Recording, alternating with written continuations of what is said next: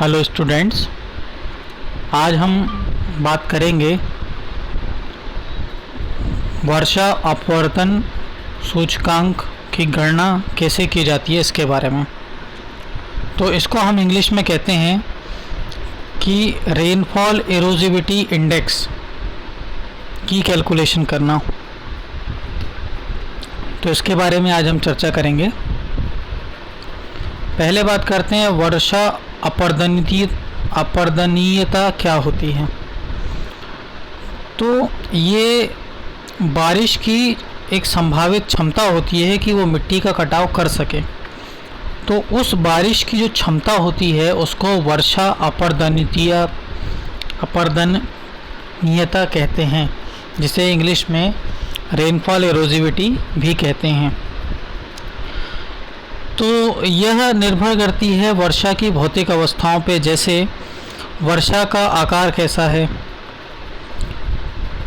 वर्षा की बूंदों का आकार का वितरण कैसा है, वर्षा की बूंदों की गतिज ऊर्जा कितना है, और वर्षा की बूंदों का टर्मिनल वेग कितना है। टर्मिनल वेग मतलब वो वेग जिस वेग से गिरने के बाद वर्षा की बूंदें मिट्टी का कटाव कर सकें।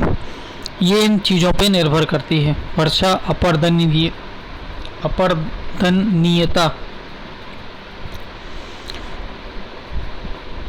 अब एक दूसरी टर्म होती है जिसको बोलते हैं एरोडिबिलिटी। तो एरोडिबिलिटी जो होती है वो मिट्टी की होती है। कोई भी मिट्टी कितनी उसकी भेद्यता है या संवेदनशीलता है कि वो मिट्टी के कटाव को रोक सके, तो वो मिट्टी की इरोडिबिलिटी कहलाती है। तो किसी भी मिट्टी की इरोडिबिलिटी जो होती है वो निर्भर करती है मिट्टी की भौतिक अवस्थाओं पे, जैसे मिट्टी के कणों की जो बनावट है वो कैसी है, उसकी संरचना कैसी है, उसमें कार्बनिक पदार्थ कितना है, भूमि का उपयोग का पैटर्न कैसा है, और भूमि प्रबंधन के लिए कौन कौन से स्ट्रक्चर्स वगैरह वहाँ बने हुए हैं, उन पर ये जो है वो निर्भर करती है। अब बात करते हैं वर्षा की तीव्रता की। बारिश कितनी तेज़ हो रही है उसको नापते हैं वर्षा की तीव्रता, और उसको हम प्रदर्शित करते हैं इंग्लिश के अक्षर आई से। तो ये जो होता है एक अनुपात होता है वर्षा की मात्रा बटे वर्षा का समय। तो वर्षा की मात्रा को हम नापते हैं मिलीमीटर में या सेंटीमीटर में, और समय को नापते हैं घंटे में। तो वर्षा की तीव्रता की जो इकाई होगी वो मिलीमीटर प्रति घंटा या सेंटीमीटर प्रति घंटा होगी। अब वर्षा की गतिज ऊर्जा। अब जब वर्षा में पानी की बूंदें गिरती हैं तो उन बूंदों की कुछ न कुछ गतिज ऊर्जा ज़रूर होती है। तो उन वर्षा की बूंदों की गतिज ऊर्जा की गणना जो है वो हम इस फॉर्मूले से करते हैं। के ई मतलब काइनेटिक एनर्जी बराबर 210.3 धन 89 log 10 आई, जहाँ के ई जो होता है वो वर्षा की गतिज ऊर्जा है, जिसकी इकाई मीट्रिक टन प्रति हेक्टेयर प्रति सेंटीमीटर बारिश होती है। यहाँ पे एक टर्म आई यूज़ किया गया है। आई जो होती है वर्षा की तीव्रता होती है सेंटीमीटर प्रति घंटे में।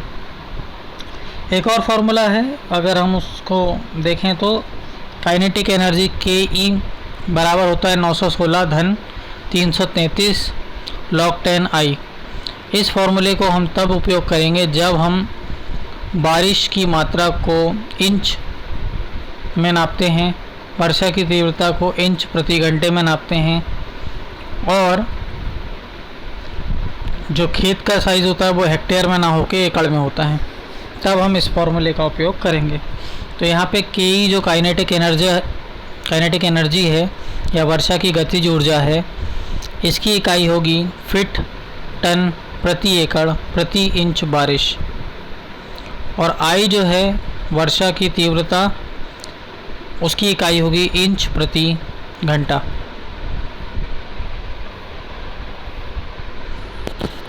अब वर्षा के आंकड़ों द्वारा वर्षा की अपर्दनीयता का प्राकलन या उसका कैलकुलेशन कैसे करेंगे।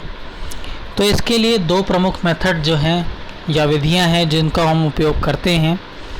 पहली है EI30 सूचकांक विधि, EI30 सूचकांक विधि। दूसरी होती है KE ग्रेटर देन 25 सूचकांक विधि, KE बड़ा है 25 सूचकांक विधि। तो पहले बात करते हैं EI30 सूचकांक विधि की। तो इस विधि का जो आविष्कार किया था वो विस्चमेयर ने 1965 में किया था। अब इस विधि से अगर हम किसी भी तूफान की वर्षा की अपर्दनीयता निकालना चाहते हैं तो उसके लिए हमको क्या करना पड़ेगा। सबसे पहले तूफान की गतिज ऊर्जा या काइनेटिक एनर्जी को हमको निकालना पड़ेगा, जो हमने पहले आपको फॉर्मूला बताया है काइनेटिक एनर्जी का। फिर निकालना पड़ेगा 30 मिनट में अधिकतम वर्षा की तीव्रता कितनी है। हर 30 मिनट के अंतराल पे वर्षा की तीव्रता नापेंगे और ये निकालेंगे कि अधिकतम वर्षा की तीव्रता 30 मिनट में ज़्यादा कब हुई है और कितनी हुई है। तो 30 मिनट में अधिकतम वर्षा की तीव्रता का जो गुणनफल है वो तूफान की गतिज ऊर्जा या काइनेटिक ऊर्जा से कर देंगे। तो इन दोनों का जो गुणनफल का जो उत्तर आएगा वो वर्षा की अपर्दनीयता होता है। अब वर्षा की तीव्रता की जो गणना है उसे करने के लिए रिकॉर्डिंग टाइप के रेन गेज या वर्षा मापी आते हैं और इस प्रकार के रिकॉर्डिंग टाइप के वर्षा मापी में एक ड्रम होता है जिसमें ग्राफ पेपर लगा होता है जिसको चार्ट भी कहते हैं। तो उस ग्राफ की मदद से हम वर्षा की तीव्रता की गणना करते हैं। रिकॉर्डिंग प्रकार के जो वर्षा मापी होते हैं वो 3 प्रकार के होते हैं। पहला होता है टिपिंग बकेट, दूसरा होता है साइफन टाइप और तीसरा होता है वेइंग टाइप। इस प्रकार से ये जो 3 रिकॉर्डिंग टाइप के वर्षा मापी हैं उनकी सहायता से हम जो है वर्षा की तीव्रता 30-30 मिनट के अंतराल पे निकाल सकते हैं। अब दैनिक तूफानों से कितना कटाव हो रहा है उसको तो इस फॉर्मूले से हम निकाल सकते हैं। फिर अगर हमें साप्ताहिक, मासिक या वार्षिक कटाव की मात्रा चाहिए है तो फिर हम जैसे साप्ताहिक चाहिए तो 7 दिन के अलग अलग दिन के कटाव को जोड़ के साप्ताहिक कटाव की गणना कर सकते हैं। पूरे महीने का चाहिए तो पूरे महीने में प्रतिदिन कितना कितना कटाव किस किस तूफान से हुआ उसकी गणना करके 30 को जोड़ देंगे तो महीने का हो जाएगा। और इसी तरीके से वार्षिक कटाव कितना हो रहा है उसकी भी गणना की जा सकती है। अगली जो विधि है वो है KE ग्रेटर देन 25 सूचकांक विधि। अब इस विधि का आविष्कार जो किया गया था वो मुख्यतः अमेरिकी परिस्थितियों के लिए किया गया था और ये मुख्य रूप से उष्णकटिबंधी और उप उष्णकटिबंधी क्षेत्रों के लिए मिट्टी के कटाव का अनुमान लगाने के लिए उपयुक्त नहीं है। तो इसीलिए हडसन ने इस विधि का आविष्कार किया और इस विधि में जो अमेरिका की कंडीशंस के लिए थी तो इसमें उसने एक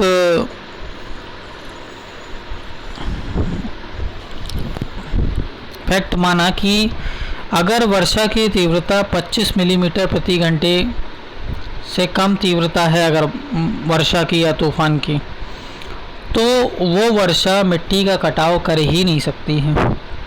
इसका मतलब ये है ऐसी बारिश जिसकी तीव्रता 25 मिलीमीटर प्रति घंटे से ज़्यादा है वही बारिश मिट्टी का कटाव कर सकती है। तो इस विधि में हम उन वर्षा की तीव्रताओं को ही लेते हैं जिनकी तीव्रता 25 मिलीमीटर प्रति घंटे से ज़्यादा होती है। इसीलिए इस विधि को KE ग्रेटर देन 25 विधि भी कहा जाता है। अब ये तो होता है उसकी गतिज ऊर्जा, हम इससे निकाल लेंगे। और फिर अगर हम इसको रेनफॉल एरोजिविटी या वर्षा की अपर्दनीयता निकालना चाहते हैं तो उसके लिए हमको EI30 मेथड का यूज़ करना पड़ेगा, जैसा कि हमने पहले किया था। सिर्फ E जो है, E को निकालने के लिए हम KE25 मेथड का उपयोग करेंगे। अब सबसे पहले हम निकालते हैं कि 30 मिनट में वर्षा की अधिकतम तीव्रता जो है वो कितनी थी। तो इसमें हम क्या करेंगे, जैसे आपको दिख रहा है, पहले कॉलम में समय लिख देंगे और दूसरे कॉलम में वर्षा की, जैसे समय दिया है 0, 5, 10, 15, 20, तो हर 5-5 मिनट में कितनी कितनी बारिश जो है वो रिकॉर्ड हुई है वो सेंटीमीटर में वर्षा वाले कॉलम में लिख दी गई है। अब तीसरे कॉलम में लिखा हुआ है संचयी वर्षा सेंटीमीटर में। तो इसमें ये कॉलम कैसे बनेगा, जैसे ये 0 है तो इसके सामने 0 लिख दिया। अब ये 0 प्लस इसके नीचे की रीडिंग 0.05, इन दोनों को जोड़ देंगे तो ये आ जाएगा 0.05। अब 0.05 धन उसके नीचे की रीडिंग 0.87, इन दोनों को जोड़ेंगे तो इसके सामने वाले कॉलम में 0.92 आ जाएगी।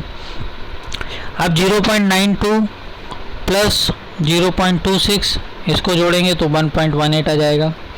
1.18 प्लस 0.1 इसके सामने वाले कॉलम में लिख देंगे 1.28 आ जाएगा। फिर 1.28 प्लस 0.49 वो आ जाएगा 1.77। फिर 1.77 प्लस 1.23 वो आ जाएगा 3।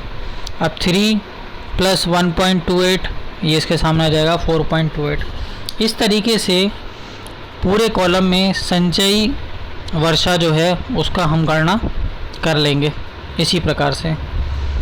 फिर आता है योग, 30 मिनट की वर्षा का योग। अब इसमें आप देखिए कि 30 मिनट जो है सबसे पहले वहाँ पे हमको आना पड़ेगा। 30 मिनट कहाँ है, ये है इस वाले कॉलम में। इस वाले कॉलम में आप सीधे चलिए, यहाँ पे 30 मिनट में कितनी बारिश हुई, 3 सेंटीमीटर, तो 3 को यहाँ लिख दिया। अब इसके बाद जो नेक्स्ट कॉलम है ये, इसमें कितना है मिनट है, 35 मिनट, लेकिन हमें कितने मिनट की चाहिए, 30 मिनट की। तो 35 में से कितना घटाएं कि 30 आ जाए, तो वो है 5 मिनट। तो 35 माइनस 5 बराबर 30। तो 35 की रीडिंग कितनी है यहाँ पे 1.28। 5 मिनट की रीडिंग कितनी है 0.05। तो 1.28 माइनस 0.05 कितना आ जाएगा, सॉरी 35 मिनट की रीडिंग आपकी है यहाँ पे 4.28। 4.28 में से 5 मिनट की रीडिंग कितनी है 0.05, इन दोनों को घटाएंगे तो कितना आ जाएगा 4.23। इसी प्रकार से आप नीचे वाले कॉलम में देखोगे तो यहाँ पे 40 मिनट की रीडिंग है, ये देखिए 40 मिनट वाला कॉलम है। 40 मिनट पे रीडिंग है 5.56। अब 40 में से कितना घटाएंगे कि 30 आ जाएगा, तो वो है 10। अब 10 के सामने की रीडिंग कितनी है 0.92। तो 40 की रीडिंग 5.56 माइनस 0.92, इन दोनों को घटाएंगे तो इसके सामने वाले कॉलम में रीडिंग आ जाएगी 4.64। अब अगला देखते हैं, अगली रीडिंग है 45 मिनट की। 45 मिनट की रीडिंग कितनी है 6.87। अब 45 में से कितना घटाएंगे कि 30 आ जाए, तो वह है 15। यहाँ 15 के सामने की रीडिंग कितनी है 1.18। तो 6.87 माइनस 1.18, इन दोनों को घटाएंगे तो ये आ जाएगी 5.69। अब अगली रीडिंग है 50 की। 50 में से कितना घटाएं कि आपका 30 आ जाए, तो है 20। तो ये 50 की रीडिंग आपकी कितनी है 7.28। 20 की रीडिंग कितनी है 1.28, इन दोनों को घटाएंगे तो आपका उत्तर आ जाएगा 6। तो इस तरीके से हम जो है 30 मिनट में अलग अलग ड्यूरेशन में ये 30 मिनट में रेनफॉल हम निकाल लेंगे। अब इसके बाद अब हमको निकालना है 30 मिनट में वर्षा की तीव्रता। अब इस 30 मिनट में आप देखोगे इस पूरे कॉलम में देखिए सबसे ज़्यादा जो रीडिंग आपको दिखाई देगी वो 7.87 ही है। 30 मिनट में अधिकतम बारिश 7.87 हुई है। ठीक है, अब ये तो बारिश की डेप्थ है। हमको क्या चाहिए? तीव्रता। तीव्रता बराबर क्या होता है? वर्षा की मात्रा बटे समय। अब समय कितना है? 30 मिनट। 30 मिनट मतलब आधा घंटा, तो आधा घंटा मतलब 0.5 घंटा। तो 7.87 भागित 0.5 करिए तो आपका उत्तर आएगा 15.74। तो ये जो 15.74 है ये आपके 30 मिनट की अधिकतम वर्षा की तीव्रता आ जाएगी और इसकी इकाई सेंटीमीटर प्रति घंटा होगी।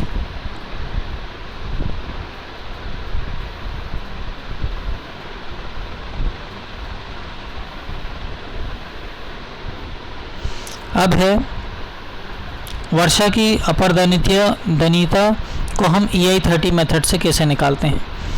तो इसमें आप देखोगे यहाँ पे समय दिया है, वर्षा दी है, ये समय है, ये वर्षा है, ये आपको पहले वाले कॉलम में वैसे ही दिखा गया है। अब ये जो समय का अंतराल इसमें दिया है पहले कॉलम में वो 5-5 मिनट का है।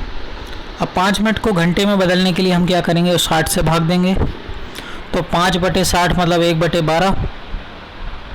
ठीक है, तो वर्षा की मात्रा जैसे है इसमें 0.05। वर्षा की मात्रा बटे समय, समय कितना हुआ? 1/12।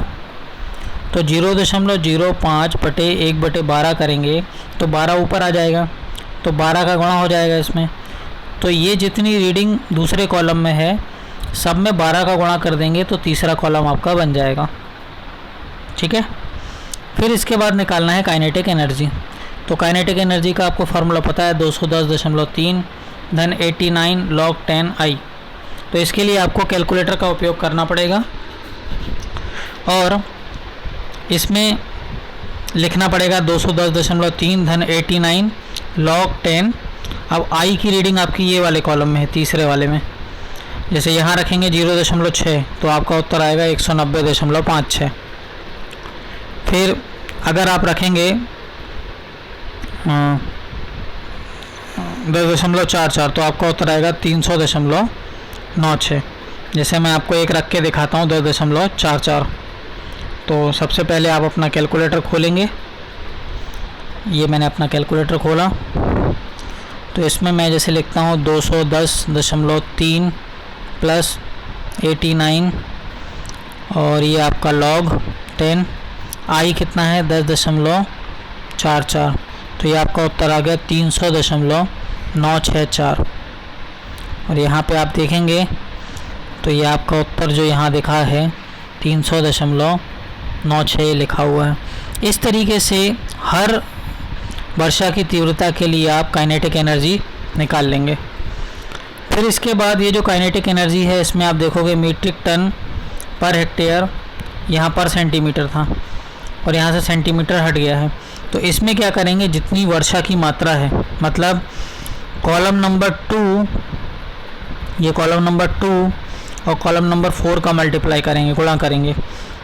तो 190.56 में जब आप 0.05 का गुणा करेंगे तो आपका उत्तर 9.53 आएगा। ऐसे ही 300.96 में जब आप 0.87 का गुणा करेंगे तो 261.84 आएगा। फिर हर इसी तरीके से आपका कॉलम नंबर 5 बन जाएगा।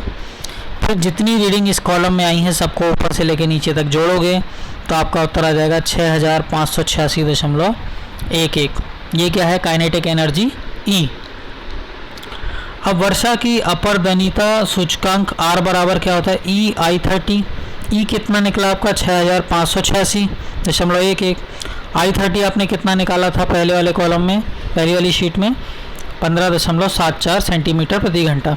इन दोनों का गुणा करेंगे तो आपका उत्तर आएगा 1,03,665.35 metric ton centimetre per hectare second. ये होती है वर्षा की अपरदनीयता सूचकांक की इकाई। ये आपको याद करनी पड़ेगी। अब दूसरी मेथड है KE greater than 25 index method.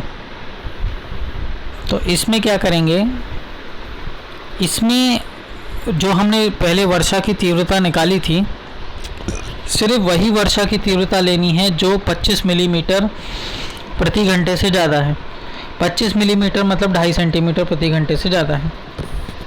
तो यहाँ आप देखोगे पहली रीडिंग 10.4 है, 44 है, दूसरी 3.12 है, फिर 5.88 है।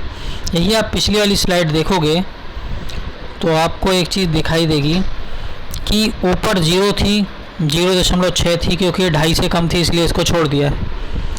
10.44 ले लिया, 3.12 ले लिया, लेकिन 1.2 को छोड़ दिया क्योंकि 2.5 से कम है।